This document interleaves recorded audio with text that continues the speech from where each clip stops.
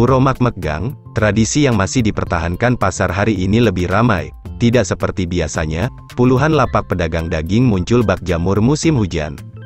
Ratusan warga terlihat berdesakan di antara lapak pedagang, khususnya penjual daging kerbau dan sapi di Pasar Pantai Tengah, Kota Sigli, PD, Jumat, tanggal 21 April tahun 2023.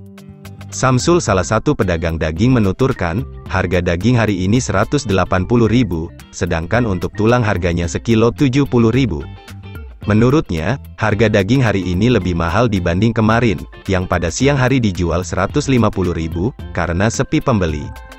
Hari ini dan kemarin adalah hari megang atau mak megang, sebuah tradisi yang sudah dilakukan secara turun-temurun sejak ratusan tahun silam. Tradisi megang biasanya dirayakan rakyat Aceh pada 1 atau 2 hari menjelang Hari Raya Idul Fitri dan Idul Adha dan saat menyambut bulan suci Ramadan, di mana pada hari tersebut, yang berada di perantauan akan pulang berkumpul bersama keluarga dan setiap rumah akan menggelar makan besar dengan masakan daging sapi ataupun kerbau.